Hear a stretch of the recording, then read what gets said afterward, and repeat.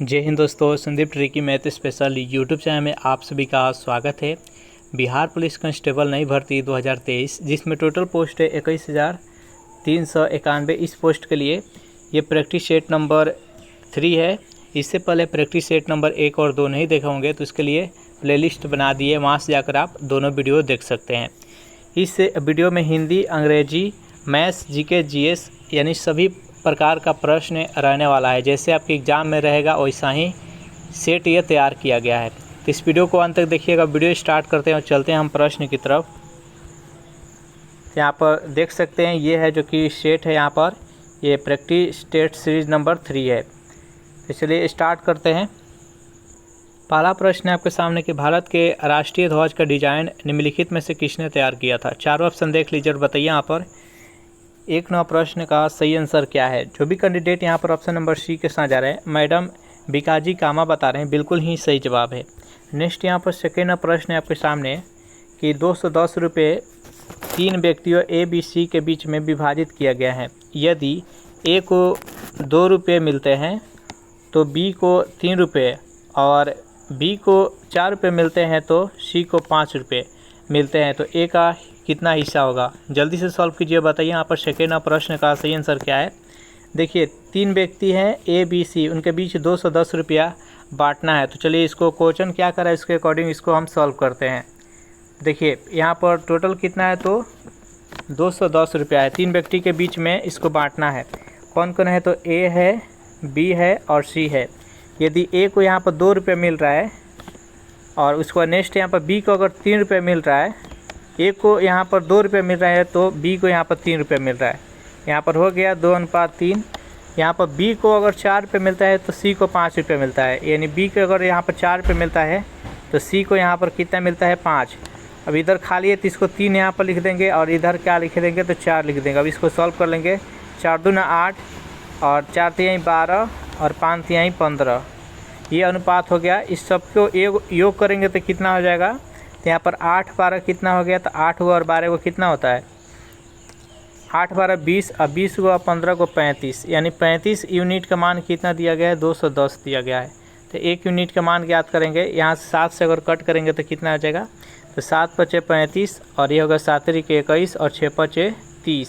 1 unit का मान यहाँ पर निकल कर 6 हो गया।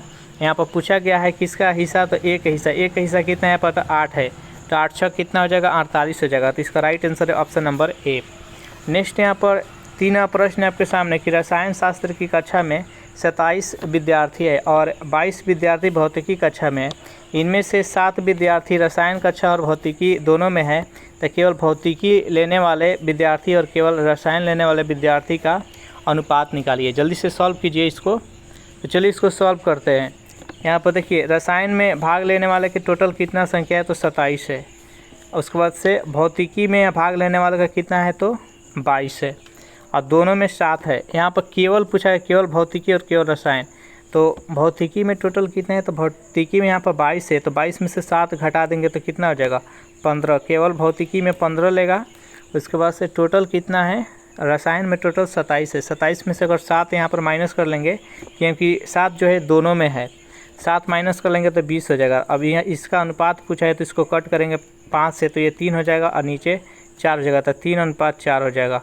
जो भी कैंडिडेट ऑप्शन नंबर ए के साथ जा रहे हैं बिल्कुल ही सही जवाब है। नेक्स्ट क्वेश्चन देखते हैं। यहाँ पर 4 प्रश्न है कि शक पंचांग का प्रथम मास कौन सा होता है। जल्दी से बताइए 4 प्रश्न का सही आंसर क्या है। 4 प्रश्न का जो भी कैंडिडेट ऑप्शन नंबर ए के साथ जा रहे हैं चैत, बिल्कुल ही सही जवाब है। नेक्स्ट यहाँ पर 5 प्रश्न है आपके सामने कि पहला मुस्लिम आक्रमणकारी सन 712 में भारत आया था, उसका क्या नाम था। जल्दी से बताइए यहाँ पर 5 प्रश्न का सही आंसर क्या है। तो जो भी कैंडिडेट ऑप्शन नंबर डी के साथ जा रहे हैं मोहम्मद बिन कासिम बता रहे हैं, बिल्कुल ही सही जवाब है। नेक्स्ट यहाँ पर 6 प्रश्न है आपके सामने। यहाँ पर आपको बेस्ट एक्सप्रेस यानी आपको बताना है, यहाँ पर साइनोनेम्स दिया गया है। यहाँ पर क्लोसस का साइनोनेम्स बताना है।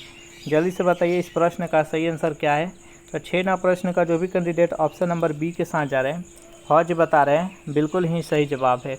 नेक्स्ट यहाँ पर 7 प्रश्न है फ्लेक्सिबल का आपको अपोजिट बताना है। फ्लेक्सिबल मतलब लचीलेदार होता है, तो इसका अपोजिट क्या हो जाएगा, तो इसका अपोजिट हो जाएगा रिगिड यानी कठोर। इसका राइट आंसर है option number A. Next question देखते हैं यहाँ पर 8वां प्रश्न है कि बिंबिसार के समय में मगध की राजधानी कौन सी थी। जल्दी से बताइए यहाँ पर 8वां प्रश्न का सही आंसर क्या है। तो 8वां प्रश्न का जो भी कैंडिडेट ऑप्शन नंबर ए के साथ जा रहे हैं यानी राजगिरी बता रहे हैं, बिल्कुल ही सही जवाब है। नेक्स्ट यहाँ पर 9वां प्रश्न है कि निम्नलिखित में से कौन सा वाक्य दक्षिण भारत के भक्ति आंदोलन के समर्थ में सत्य है। यहाँ पर 4 कथन दिया गया है, बताइए इनमें से कौन सा सही है। तो 9वां प्रश्न का जो भी कैंडिडेट यहाँ पर ऑप्शन नंबर बी के साथ जा रहे हैं यानी 1 और 3 सही है। 1 क्या कर रहा है, इसका नेतृत्व कई लोकप्रिय संतों के द्वारा किया गया था, और 3 नंबर है कि इसने जाति व्यवस्था का विरोध किया था। तो इसका राइट आंसर है ऑप्शन नंबर बी। नेक्स्ट यहाँ पर 10वां प्रश्न आपके सामने, निम्नलिखित में से कौन सा केंद्रीय सरकार का कर नहीं है। सीमा शुल्क, आयकर, भूमि राजस्व और उत्पादन शुल्क। बताइए यहाँ पर 10वां प्रश्न का सही आंसर क्या है।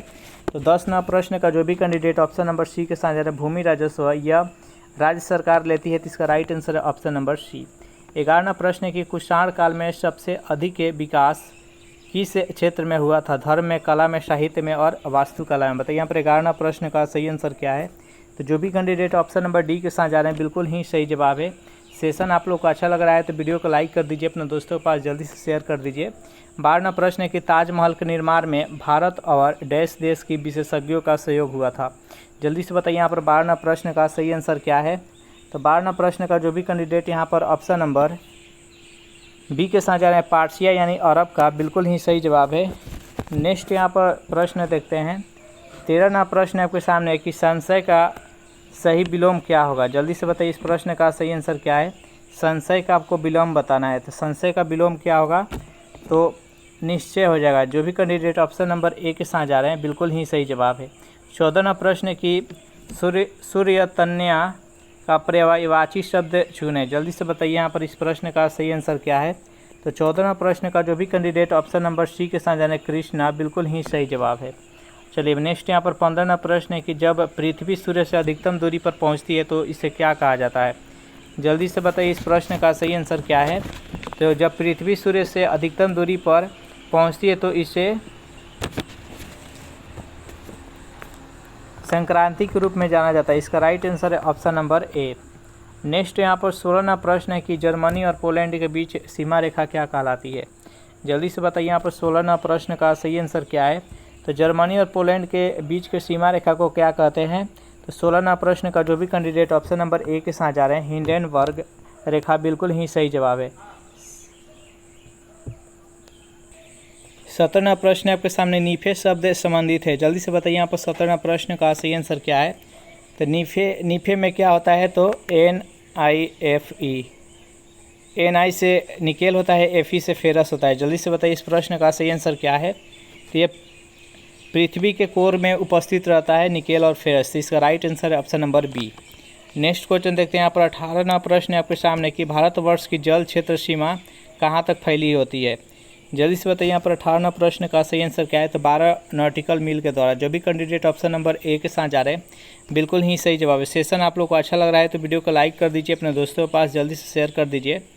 19वां प्रश्न है कि भारत में पश्चिमी समुद्र तट पर वर्षा किस मानसून से होती है। जल्दी से बताइए 19वां प्रश्न का सही आंसर क्या है। तो दक्षिण पश्चिम मानसून से। जो भी कैंडिडेट ऑप्शन नंबर डी के साथ जा रहे हैं, बिल्कुल ही सही जवाब है। 20वां प्रश्न है भारत के किस उद्योग में सर्वाधिक महिला सक्रिय है। जल्दी से बताइए यहाँ पर 20वां प्रश्न का सही आंसर क्या है। तो सबसे अधिक जो महिला सक्रिय है वो चाय उद्योग में। इसका राइट आंसर है ऑप्शन नंबर बी। सबसे अधिक चाय का उत्पादन कौन सा राज्य करता है, तो असम करता है। 21वां प्रश्न है कि भारत में विश्व बैंक की सहायता से विष्णुगढ़ पीपलकोडी हाइड्रो पावर विद्युत परियोजना किस नदी पर बनाई जा रही है। जल्दी से बताइए यहाँ पर 21वां प्रश्न का सही आंसर क्या है। तो अलकनंदा पर। जो भी कैंडिडेट ऑप्शन नंबर बी के साथ जा रहे हैं, बिल्कुल ही सही जवाब है। चलिए नेक्स्ट यहाँ पर 22वां प्रश्न है कि भारतीय संविधान का अनुच्छेद 356 प्रदान करता है। जल्दी से बताइए यहाँ पर भारतीय संविधान का जो अनुच्छेद 356 है किससे संबंधित है। तो ये किसी राज्य के राष्ट्रपति शासन लागू करना। इसका राइट आंसर है ऑप्शन नंबर डी। अनुच्छेद 356 किससे संबंधित है, तो किसी राज्य में राष्ट्रपति शासन लागू करने से है। 23वां प्रश्न कि भारतीय शासन व्यवस्था में एक प्रतिनिधि एवं लोकप्रिय घटक को समाविष्ट करने का प्रथम प्रयास किसके द्वारा किया गया। चारों ऑप्शन देखिए, जल्दी से बताइए यहाँ पर 23वां प्रश्न का सही आंसर क्या है। तो 23वां प्रश्न का जो भी कैंडिडेट ऑप्शन नंबर ए के साथ जा रहे हैं, भारतीय परिषद एक्ट 1861 बिल्कुल ही सही जवाब है।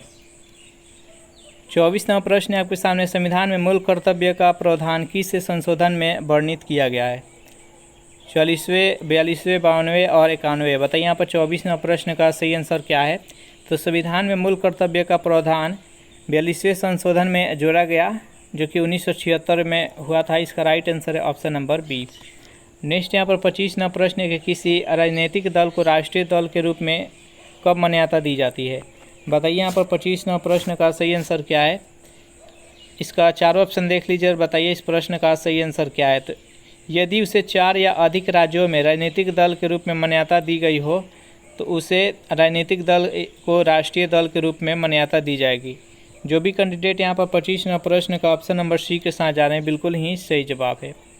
नेक्स्ट यहाँ पर 26वां प्रश्न है आपके सामने कि राष्ट्रीय आपातकाल का समय लोकसभा की अवधि को प्रथम बार राष्ट्रपति द्वारा कितने समय के लिए बढ़ाया जा सकते हैं। बताइए यहाँ पर 26वां प्रश्न का सही आंसर क्या है। जो भी कैंडिडेट ऑप्शन नंबर बी के साथ जा रहे हैं 6 महीने के लिए, बिल्कुल ही सही जवाब है। 27वां प्रश्न के वर्तमान में विश्व में दूसरे नंबर का सर्वाधिक जनसंख्या वाला नगर कौन सा है।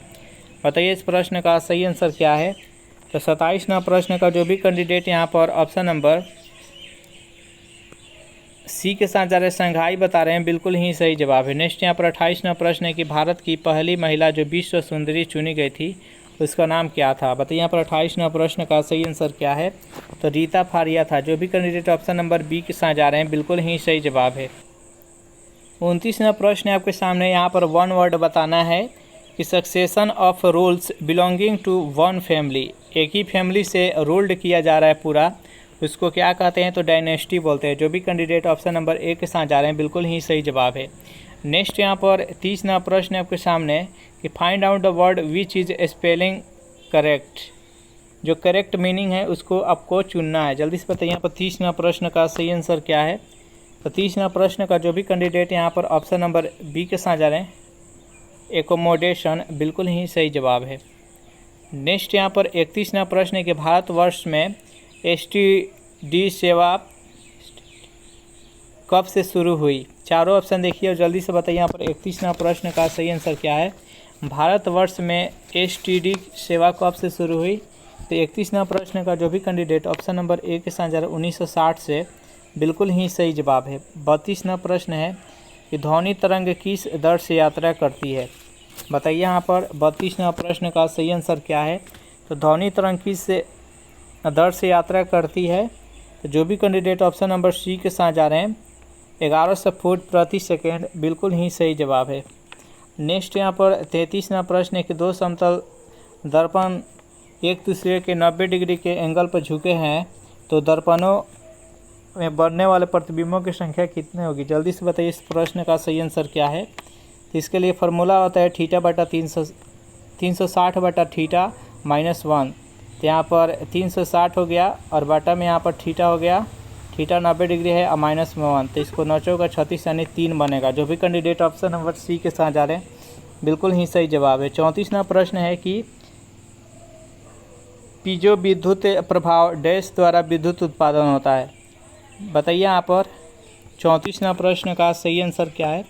तो 34वां प्रश्न का जो भी कैंडिडेट ऑप्शन नंबर डी के साथ जा रहे हैं दाब के द्वारा, बिल्कुल ही सही जवाब है। नेक्स्ट यहाँ पर 35वां प्रश्न है कि एक अतिचालक दिखाता है लौ चुंबकीय, फेरीमैग्नेटिज्म, डाईमैग्नेटिज्म और पैरामैग्नेटिज्म। बताइए यहाँ पर 35वां प्रश्न का सही आंसर क्या है। एक अतिचालक दिखाता है। 35वां प्रश्न का जो भी कैंडिडेट ऑप्शन नंबर डी के साथ जा रहे हैं पैरामैग्नेटिज्म, बिल्कुल ही सही जवाब। परमाणु में नाभिक होते हैं, यानी परमाणु के नाभिक में क्या क्या होता है, जल्दी से बताइए इस प्रश्न का सही आंसर क्या है। तो परमाणु के नाभिक में न्यूट्रॉन और प्रोटॉन रहता है और इलेक्ट्रॉन उसके चारों ओर चक्कर लगाता है। तो 36वां प्रश्न का जो भी कैंडिडेट ऑप्शन नंबर ए के साथ जा रहे हैं, बिल्कुल ही सही जवाब है। इसके नाभिक में देखिए प्रोटॉन और न्यूट्रॉन है, इलेक्ट्रॉन यहाँ पर चक्कर लगा रहा है। नेक्स्ट यहाँ पर 37वां प्रश्न है कि निम्नलिखित की सही जोड़ियाँ बनाइए। तो चलिए इसको मिलान करते हैं। यहाँ पर देखिए जियोलाइट का उपयोग किस कार्य के लिए किया जाता है? तो पानी का मृदुकरण के लिए जियोलाइट का प्रयोग किया जाता है। प्लास्टर ऑफ पेरिस का उपयोग किस कार्य के लिए होता है? तो प्लास्टर ऑफ पेरिस का उपयोग होता है जो कि ढलाई कार्य के लिए होता है। उसके बाद से यहाँ पर अल्ट्रामरीन्स, इसका उपयोग किसके लिए होता है? तो धुलाई कार्य के लिए होता है। और कार्बोरडम, इसका प्रयोग किया जाता है कांच काटने के लिए। इस प्रकार से इसका आंसर क्या हो जाएगा? तो जो भी कैंडिडेट यहाँ पर 37 नंबर प्रश्न का ऑप्शन नंबर बी बता रहे हैं, बिल्कुल ही सही जवाब है। नेक्स्ट क्वेश्चन देखते हैं। यहाँ पर 38 नंबर प्रश्न है कि विद्युत बल्ब में कौन सी गैस प्रयुक्त होती है? नाइट्रोजन, हाइड्रोजन, ऑक्सीजन और अक्रिय गैस। बताइए यहाँ पर 38 नंबर प्रश्न का सही आंसर क्या है? तो विद्युत बल्ब में कौन सी गैस होती है? तो नाइट्रोजन होता है। जो भी कैंडिडेट ऑप्शन नंबर ए के साथ जा रहे हैं, बिल्कुल ही सही जवाब है। नेक्स्ट क्वेश्चन देखते हैं। यहाँ पर 39 नंबर प्रश्न है आपके सामने कि निम्नलिखित में से कौन सा समक्षारीय ऑक्साइड है? चारों ऑप्शन देखिए, जल्दी से बताइए यहाँ पर 39 नंबर प्रश्न का सही आंसर क्या है? तो Na2O है। जो भी कैंडिडेट ऑप्शन नंबर बी के साथ जा रहे हैं, बिल्कुल ही सही जवाब है। श्वसन है। श्वसन कैसा प्रक्रिया है? जल्दी से बताइए यहाँ पर 40 नंबर प्रश्न का सही आंसर क्या है? तो श्वसन अपचयन प्रक्रिया और उपचयन प्रक्रिया दोनों प्रकार का है। एक तरफ उपचयन हो जाएगा। श्वसन उपचयन और अपचयन दोनों प्रकार का प्रक्रिया है। तो इसका राइट आंसर है ऑप्शन नंबर सी, यानी उपयुक्त दोनों। 41 नंबर प्रश्न है आपके सामने। यहाँ पर आइडम्स दिया गया है, आइडम्स फ्रेजेज, और इसका अर्थ आपको बताना है।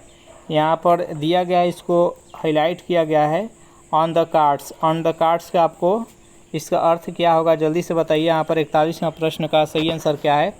तो सर्टेन हो जाएगा। जो भी कैंडिडेट ऑप्शन नंबर ए के साथ जा रहे हैं, बिल्कुल ही सही जवाब है। नेक्स्ट यहाँ पर क्वेश्चन है आपके सामने। यहाँ पर इम्प्रूवमेंट करना है। यहाँ पर जो लेविड लिखा गया है, लेविड जो हाईलाइट किया गया है, लेविड की जगह पर इनमें से कौन सा वर्ड प्रयोग किया जाएगा? अगर कोई वर्ड नहीं प्रयोग किया जाएगा तो नो इम्प्रूवमेंट होगा। जल्दी से बताइए यहाँ पर 42वां प्रश्न का सही आंसर क्या है?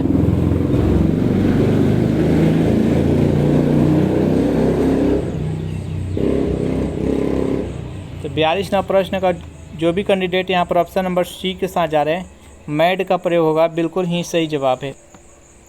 देखिए 43वां प्रश्न है कि एक AB ग्रुप वाला व्यक्ति खून दे सकता है। देखिए यहाँ पर खून देने की बात की जा रही है, तो देने की स्थिति में यहाँ पर O नहीं होगा, AB होगा, क्योंकि जो AB ब्लड ग्रुप वाला होता है व्यक्ति, ये AB ग्रुप वाला सर्वग्राही होता है, यानी सभी से ये ब्लड ले सकता है।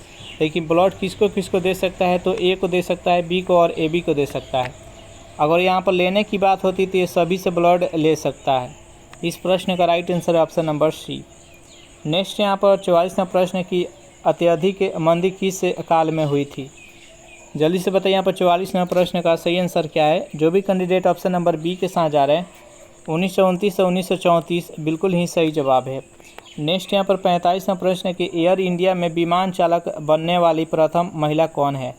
जल्दी से बताइए यहाँ पर 45वां प्रश्न का सही आंसर क्या है? तो 45वां प्रश्न का जो भी कैंडिडेट ऑप्शन नंबर ए के साथ जा रहे हैं, सौदामिनी देशमुख, बिल्कुल ही सही जवाब है। 46वां प्रश्न है कि भारत में प्रत्येक लोकतंत्र का उदाहरण क्या है? जल्दी से बताइए यहाँ पर 46वां प्रश्न का सही आंसर क्या है? तो 46वां प्रश्न का जो भी कैंडिडेट ऑप्शन नंबर सी के साथ जा रहे हैं, यानी ग्राम सभा, बिल्कुल ही सही जवाब। इसका राइट आंसर है ऑप्शन नंबर सी। 47वां प्रश्न है कि भारत के किसी राज्य की राज्यपाल बनने वाली पहली महिला थी? जल्दी से बताएं यहाँ पर 47वां प्रश्न का सही आंसर क्या है? भारत के किसी राज्य की राज्यपाल बनने वाली प्रथम महिला कौन थी? तो 47वां प्रश्न का जो भी कैंडिडेट ऑप्शन नंबर सी के साथ जा रहे हैं, सरोजिनी नायडू, जो कि उत्तर प्रदेश के राज्यपाल बनी थी। तो इसका राइट आंसर है ऑप्शन नंबर सी। 48वां प्रश्न है कि निम्नलिखित में से किस राज्य में प्रस्तावित नालंदा अंतर्राष्ट्रीय विश्वविद्यालय स्थित है? जल्दी से बताइए यहाँ पर 48वां प्रश्न का सही आंसर क्या है? तो ये बिहार में है। इसका right answer option number C. 49वां प्रश्न है कि कारक का सही भेद पहचानिए। यहाँ पर सेंटेंस दिया गया, हे प्रभु मेरी इच्छा पूर्ण करो। यहाँ पर जो हे प्रभु है, यहाँ पर इसमें कौन सा कारक लगा है? जल्दी से बताइए यहाँ पर 49वां प्रश्न का सही आंसर क्या है? तो देखिए हे प्रभु, हे क्या है? तो यह एक संबोधन है। तो इसका राइट आंसर है ऑप्शन नंबर बी। जो भी कैंडिडेट ऑप्शन नंबर बी के साथ जा रहे हैं बिल्कुल ही सही जवाब है। जो कारक होता है वो 8 होता है। कर्ता ने कर्म को करण से संप्रदान को के लिए अपदान से जुदाई संबंध का के की री अधिकरण में पेपर और संबोधन है अरे अजी, यह पहचान होता है। इस प्रश्न का राइट आंसर है ऑप्शन नंबर बी। 50वां प्रश्न है कि अपनी सामान्य चाल के 3/4 की चाल से चलकर एक आदमी अपने कार्यालय 20 मिनट विलम्ब से पहुंचता है, तो सामान्य चाल से चलने पर वह कार्यालय कब पहुंचेगा? जल्दी से बताइए यहाँ पर 50वां प्रश्न का सही आंसर क्या है। यानी सामान्य चाल का 3/4 यानी उसका सामान्य चाल 4 है, लेकिन वह 3 के स्पीड से अगर वो चलता है तो वह 20 मिनट लेट से पहुंचता है। तो अगर सामान्य चाल से चले तो कितने देर में पहुंचेगा? तो देखिए यहाँ पर इसको ज्ञात करते हैं। देखिए चाल के व्युत्क्रमानुपाती होता है समय, यानी अगर चाल अधिक रहेगा तो समय कम लगेगा और चाल अगर कम रहेगा तो समय अधिक लगेगा। तो अगर समय का इसका अनुपात ज्ञात करें टाइम का तो हो जाएगा कितना 4/3। तो जो नीचे वाला है ये क्या है? तो नीचे वाला है जो कि सामान्य चाल है। तो यहाँ पर देखिए इसके बीच कितना का अंतर है? तो 1 यूनिट का अंतर है। 1 यूनिट कितने के बराबर है? 20 मिनट के बराबर है। तो सामान्य चाल कितना है? 3 यूनिट। तो 20 3 60, 60 मिनट बराबर 1 घंटा। तो इसका राइट आंसर है ऑप्शन नंबर ए। इस प्रकार से सेशन यहीं पर समाप्त हो रहा है। सेशन आप लोग को कैसा लगा ज़रूर कमेंट करके बताइएगा। सेशन आप लोग को अच्छा लगा हो तो वीडियो को लाइक कर दीजिए, अपने दोस्तों के पास शेयर कर दीजिए। जो भी कैंडिडेट अभी तक इस चैनल को सब्सक्राइब नहीं किए होंगे तो चैनल को फटाफट सब्सक्राइब कर लीजिए। Thanks for watching this video. मिलते हैं नेक्स्ट वीडियो में।